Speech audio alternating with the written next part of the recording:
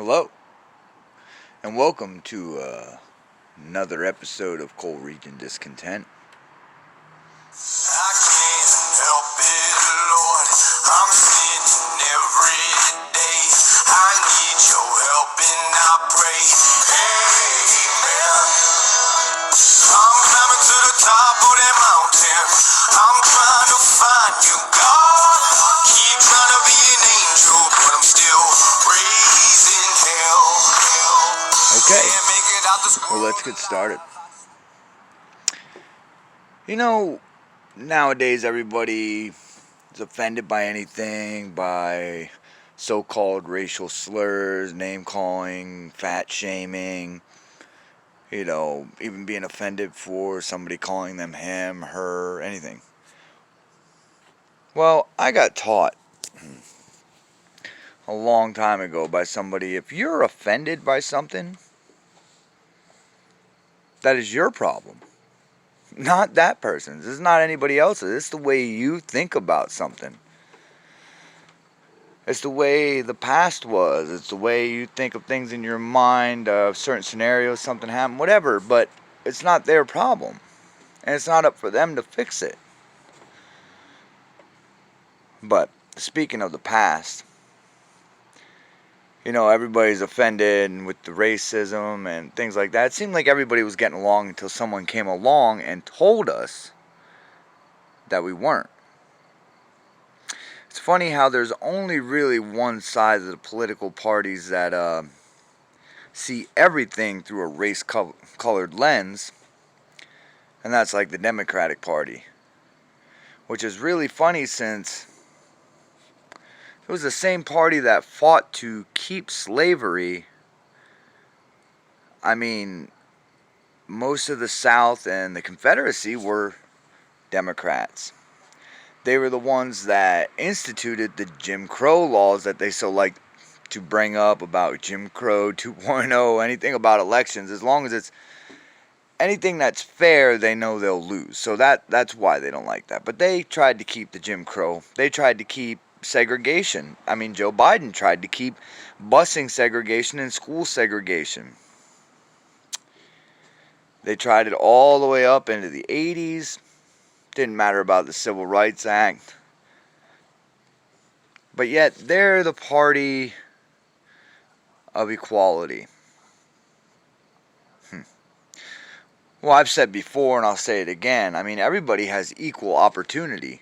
There's no laws, nothing like that. In fact, it's illegal to discriminate, to not give somebody a job or a chance at something on race, sexual identity, religious creed, anything like that. And there's also racist things like affirmative action that give people certain things just because of the color of their skin. Where I come from, people do like I would say, if you act stupid, you get treated stupid. But like I said, they don't want to remember the past. They don't want to remember that that's who they were. So now they have the soft bigotry type of racism by pretty much telling people they'll never succeed, and they don't expect them to succeed because of the color of their skin. So they need, the white liberals to help them out because they can't do it for themselves. God knows they can't think for themselves, right? That's exactly what they are telling them to their face, and they're buying it. I don't understand that. Like I said, we all got along till someone said that we weren't getting along. Republicans, Abraham Lincoln was a Republican. Martin Luther King definitely wasn't a Democrat.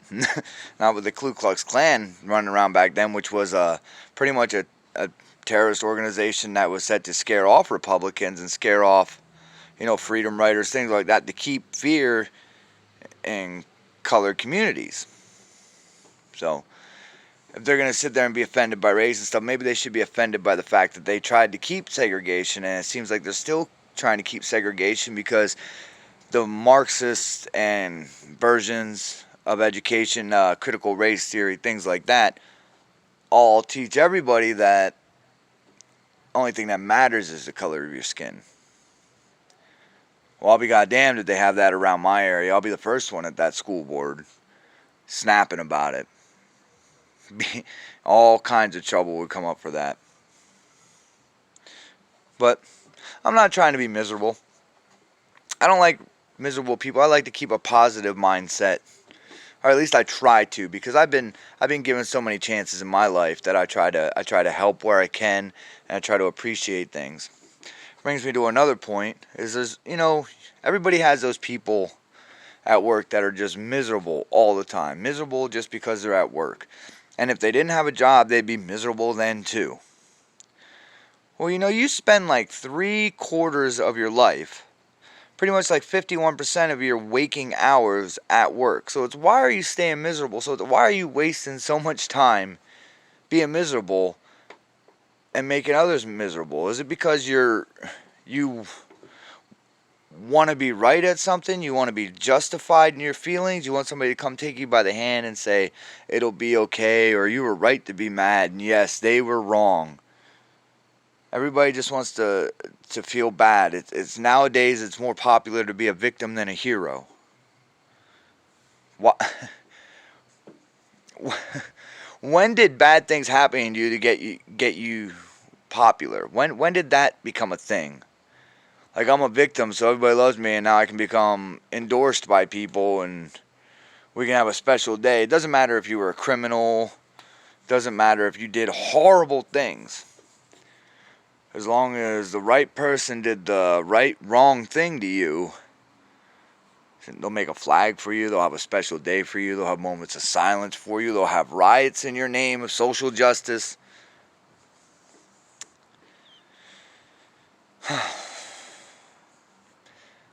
But there's no reason to be miserable and make everybody else miserable. If you're miserable just because you're at work, there's other people at work not miserable, and they're there too. So why do you want to spend your life miserable? Misery loves company, I get it. So everybody wants everybody else to be miserable around them. Everybody's just haters. Mostly haters in the Democratic Party because they don't like capitalists or anything. Because people in capitalism, the person that's best at the job gets paid more and climbs the ladder and goes higher. Like I said, there's equal opportunity for everybody in this country. There's not equal outcomes. You get out what you put in, or at least you have the best chance. You have the same chance as everybody else to make something of your life. There's a such thing as social privilege, environmental privilege that'll keep you, might give you a step up, but everybody has equal opportunity, not equal outcomes. And that's what, like, BLM and they want equal outcomes. They don't even want equal outcomes, they want special outcomes. They want special treatment. Everybody gets the same. There has to be haves and there has to be have-nots. Like I said in the previous video, minimum wage was not meant to be a career. And student loan forgiveness, if you went to school for something stupid like philosophy, where the only thing you can do is teach others philosophy, and you spent $300,000 at an Ivy League school for that, that is your fault. That is your problem. So stop complaining, stop thinking the taxpayers need to pay back, and stop wanting to slap people in the face that did pay their student loans back, or people that joined the military just to get a student loan. Well, it's getting dark out, folks, and I figured I'll end this quick, but, life's too short to be miserable all the time. So be happy, be loved. Love for real. Don't forget to like and share these videos and subscribe to my page. Help get the words out, and maybe soon I'll be having episodes on breaking down the amendments and things like that, and maybe upcoming events in the Cole region area here. So like, subscribe, and share this video. Alright, good night everybody, and God bless. Nobody wants to be real. Everyone's scared of how everyone feels. We become so ultra sensitive and hyper tolerant that honestly, honesty gonna be illegal. It's crazy y'all get so shocked and bothered from people saying things that aren't responsible. If that seems logical, y'all are weak.